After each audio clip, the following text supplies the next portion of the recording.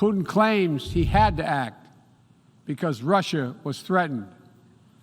But no one threatened Russia, and no one other than Russia sought conflict. Welcome back to Red and Blue. I'm Scott MacFarlane. That was President Biden slamming Russian President Putin over the war in Ukraine at the United Nations General Assembly earlier today. For more on this, let's bring in CBS News Chief Foreign Affairs Correspondent and Face the Nation moderator Margaret Brennan, who's at the United Nations for us tonight. You listened to what the president said, Margaret. What was your biggest takeaway? Well, Scott, the president had a few things on his to-do list, and overnight, Vladimir Putin forced himself to the top of it by releasing this recorded statement.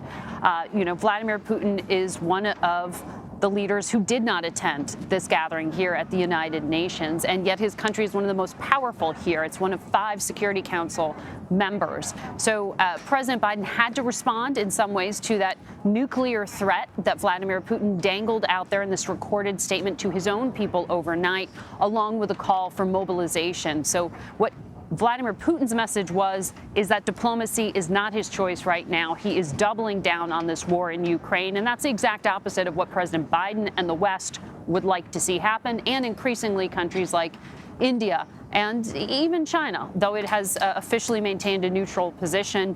The fact that this war on Ukraine has driven up food prices, it has added to energy shortages and price spikes in Europe. It has made food security one of the top issues for continents as far-flung as Africa and South America. Ukraine is impacting the world. And so that to-do list for President Biden today, as he ticked through saying, don't escalate to nuclear, here's what America wants the rest of the global assembly here. I mean, Scott, if you think about it, the UN was created after World War II to prevent a conflict like that from ever happening again. The message here is supposed to be might does not make right.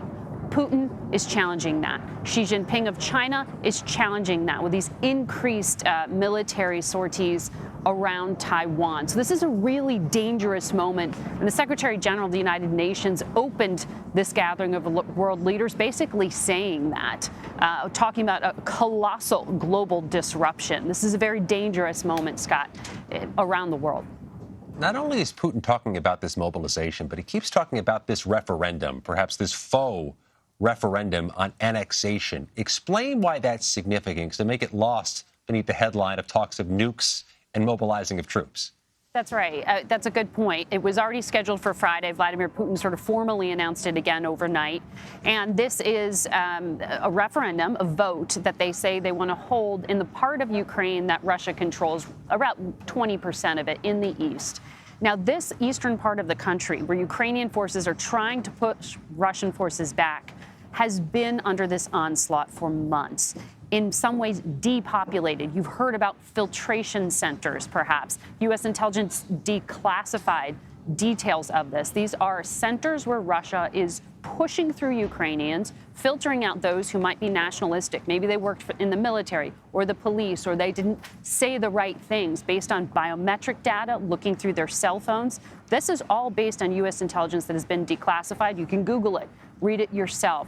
Pretty incredible things to be set up, the kind of machinery of occupation, and according to Ukraine's prosecutor general, possibly part of their case of genocide. Remember, Ukraine is trying to make that case to the world in the international courts. The other thing that I'm sure you as a parent also are horrified at is hearing these reports of more than 200,000 children who have been separated from their families in that eastern part of Ukraine.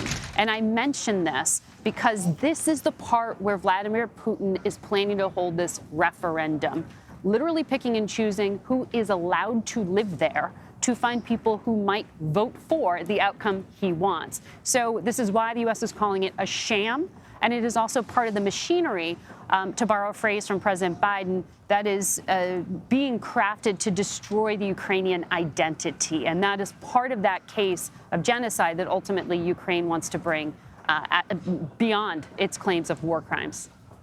Just a few seconds left, but Margaret, was the tone and the message what you expected? It was. I will say that that recording from Vladimir Putin did knock people a little bit on their heels to say, well, what is he looking to do now with escalating? This was about trying to isolate Russia, and Vladimir Putin clearly wanted to make his presence felt, even though he is not here. Margaret Brennan in New York. I know you'll have much more of this Sunday on Face the Nation. We thank you.